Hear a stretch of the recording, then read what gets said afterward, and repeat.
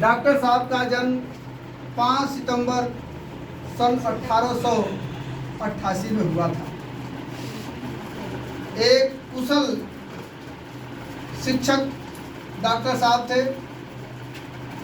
उनके जन्मदिन को हम सभी शिक्षक दिवस के रूप में मनाते हैं। आज उस शिक्षक दिवस के अवसर पर हम सभी आज कुछ सीखने और सिखाने का हमें मौका है और हम सीखे और सिखाएंगे। कुछ बातें मैं बैठकर यहाँ पर नोटिस कर रहा था और उसी टॉपिक को मैं आप सभी के बीच में शेयर भी करना चाहूँगा। प्यारे बच्चों, जहाँ आप बैठे हो उस जगह का नाम है मोशन क्लासेस। इस मोशन क्लासेस को मेरे द्वारा सन 2009 से अपने पसीने और खून से सींच करके यहाँ तक लाया गया है या लाया हूँ। इससे कोई बहुत मेरा स्वार्थ नहीं है, बस मैं ये चाहता हूँ कि मेरे द्वारा सींचा गया, मास्टर साहब के द्वारा सींचा गया यह क्लासेस जब तक हम रहें, हमारी सांसों के साथ यह भी सांस लेता रहे। प्यारे बच्चों, बहुत अच्छा आपने साज सज्जा किया है, काफ़ी सराहनीय योग्य है। एक बच्ची यहाँ पर आकर के बोली है कि हम लोग यही मोशन क्लासेस से शिक्षा ग्रहण किए हैं। यदि आगे चल कर के हम लोग कुछ बन जाते हैं, सफल हो जाते हैं, हम सब लोगों को सरप्राइज देंगे या देना चाहेंगे। आज हम सभी को बताना चाहेंगे कि हमारे लिए सबसे बड़ा सरप्राइज होगा कि आप हमारे यहाँ अध्ययन करके कुछ पढ़ लिख करके कुछ बन जाओ। ये हमारे लिए सबसे बड़ा सरप्राइज है। आप कुछ बन करके आओ, वही हमारे लिए सबसे बड़ा सरप्राइज है। क्योंकि आप जब कुछ बनोगे तब तक हमारी जो बॉडी है वह वृद्धावस्था में होगी, हम बुढ़े हो जाएंगे। कितना घमंड होगा कि इसी में से कोई बच्चा बच्ची हमारा ये पढ़ा हुआ डॉक्टर बन जाएगा और तब तक पता चलेगा हम उस अवस्था में हार्ट के पेशेंट हो जाएंगे। बड़े गर्व की बात होगी कि फलानी मैडम वहाँ लखनऊ पीजीआई में डॉक्टर हैं। पता चलेगा कि जो डॉक्टर थे हमारे साथ हमारे द्वारा पढ़ाई गई है। हमें पता चलेगा कि जो डॉक्टर साहब पीजीआई में बैठी हैं वो हमारे द्वारा ही पढ़ाई गई हैं। वहाँ बड़ी भीड़ लगती है, नंबर बहुत दूर दूर तक लगाया जाता है, वो लंबा लाइन लगाना पड़ता है तब नंबर आता है। हम भी उसी डॉक्टर साहब के यहाँ जाएंगे पेशेंट बन करके, और जैसे ही पता चलेगा डॉक्टर साहब को कि सोनू यादव नाम कोई पेशेंट आया है जो आजमगढ़ की मुबारक धरती सटिया में धरती से बिलोंग करता है। डॉक्टर साहब को पता चला कि सोनू यादव आए हैं, तो हमारे तो गुरु जी हैं। वो अपनी कुर्सी छोड़कर दौड़े आएंगे और पहले अध्यापक को सम्मान देंगे, अपने गुरु जी को पेशेंट के रूप में सम्मान न दे करके अपने गुरु के रूप में वो सम्मान देंगे, अलगा के अपनी कुर्सी खुद बैठाएंगे। तो उस समय हमारा सीना चौड़ा दिन भर है।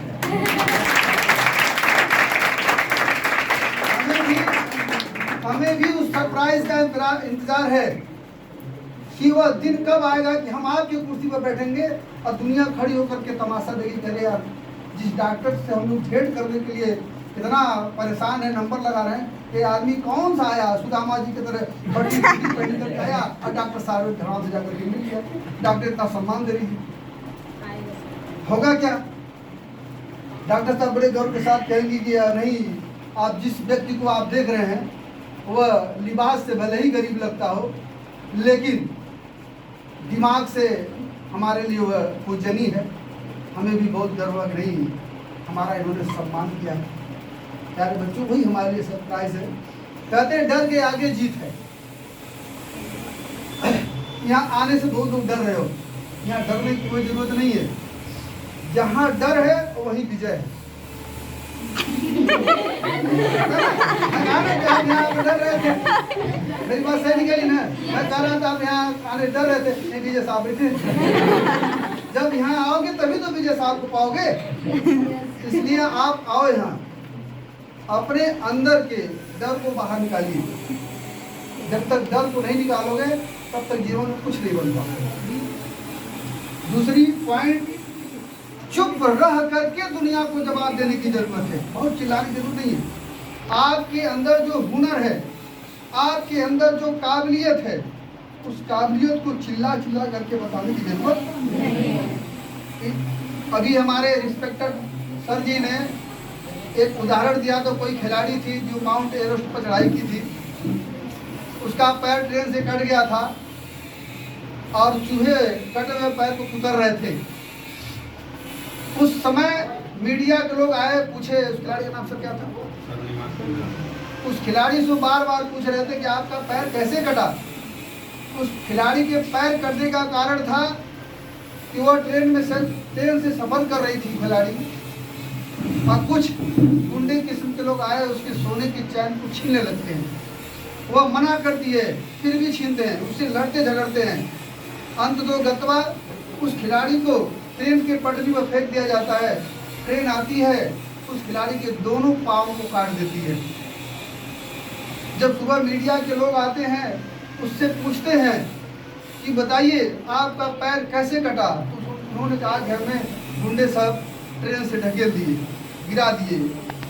तो कोई मानने के लिए तैयार नहीं था। मीडिया के लोग कह रहे थे यह खिलाड़ी सुसाइड करने जा रही थी, इस खिलाड़ी के परिवार में कोई तालमेल अच्छा नहीं चल रहा था, इसलिए खिलाड़ी सुसाइड करना चाहती थी।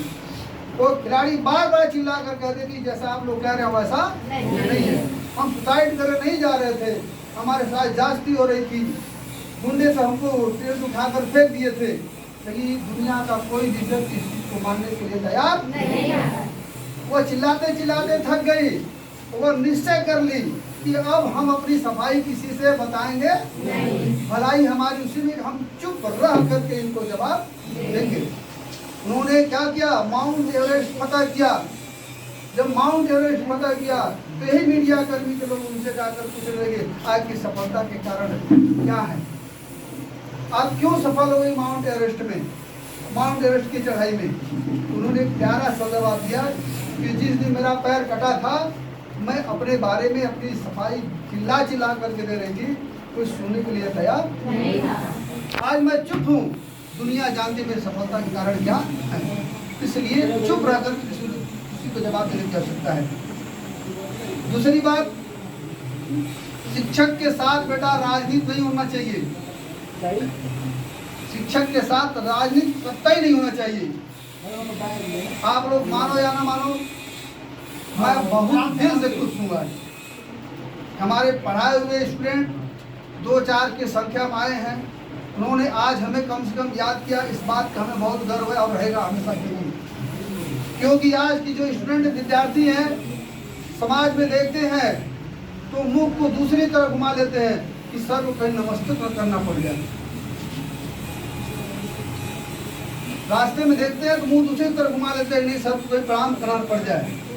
और हमें समझ में आता है, आज दिल की बात बता रहे हैं कि हमारा पढ़ा हुआ कोई स्टूडेंट या विद्यार्थी सड़क पर मिल जाता है तो हमें बड़ा घमंड होता है कि हम इस बच्चे या बच्ची को पढ़ाएं, सीना फूल जाता है, नहीं ईश्वर को हम पढ़ाएं, बहुत अच्छी बात है। लेकिन जब ये देखते हैं कि हमारा पढ़ा हुआ लड़का चल उसको देख करके दूसरी तरफ घुमा लिए तो आत्मा में बहुत कष्ट होता है, नहीं ऐसा नहीं होना चाहिए था। तो हमें लगता है कहीं ना कहीं कि हमारे शिक्षा में, हमारे अध्यापन में कहीं कहीं कमी हो गई है। हो सकता है कि यह बच्चा हमसे संतुष्ट नहीं था, ये कष्टदायक बात है, ऐसा नहीं होना चाहिए। ये आज हमको 5 सितंबर के दिन हमें रिस्पेक्ट आप दे रहे हैं और राष्ट्रन देकर के हम कहीं घुमा लेंगे तो ये रिस्पेक्ट आपका बेकार चला जाएगा। इसलिए अगर आज रिस्पेक्ट दे रहे हो तो ये प्रण करके यहाँ से जाओ, जब तक आप जिंदा रहोगे और हम जिंदा रहेंगे, हमसे आपसे कहीं मुलाकात होगी तो आप सबसे पहले हमें अपने गुरु के नज़रिए से देखेंगे, उसमें शर्माने लगाने की कोई बात नहीं है। हमारा रिस्पेक्ट होना चाहिए ताकि हमेशा आपसे हमें हमारा आपका रिश्ता कायम रहे, हम देखें आपको तो खुशी हमारे अंदर जागृत हो। प्यारे बच्चों, कहते हैं कि अंधकार को क्यों धिक्कारें, अंधकार को क्यों धिक्कारें, बेहतर है कि एक दीप जलाना। सभी लोग कहते हैं अरे सर पढ़ते हैं लेकिन पढ़ नहीं पाते हैं, पढ़ने जाते सर नींद लगती है, सर पढ़ने का मन नहीं करता है। मैं एक सवाल करता हूँ आप सभी से, मेरी चाहे किसी की सोने का चैन किसी बंद अंधेरे कमरे में गिर गया हो, मैं आप सभी को भेजूं कि जाओ उस अंधेरे कमरे में मेरा चैन गिरा है, उठा लो। तो जितने लोग गए सभी लोग आकर के गए, सर चैन तो सर उसमें आप गिरा है, लेकिन उस कमरे में सर अंधेरा है, इसलिए चैन आपका नहीं जाएगा। सभी लोग बारी बारी बारी बारी बारी बारी सभी लोग गए और सभी लोग का रिजल्ट क्या रहा? कमरे में अंधेरा है। तो बताओ, केवल अंधेरा अंधेरा अंधेरा अंधेरा अंधेरा अंधेरा, केवल अंधेरा कहने से अंधेरा आपका खत्म हो जाएगा? अंधेरा का कोई इलाज है कि नहीं है? अंधेरे का कोई इलाज होना चाहिए ना। इसीलिए कहा गया है कि समस्या को कभी समस्या मत समझो, केवल समस्या समस्या कहने से, केवल समस्या समस्या कहने से समस्या का समाधान नहीं हो सकता।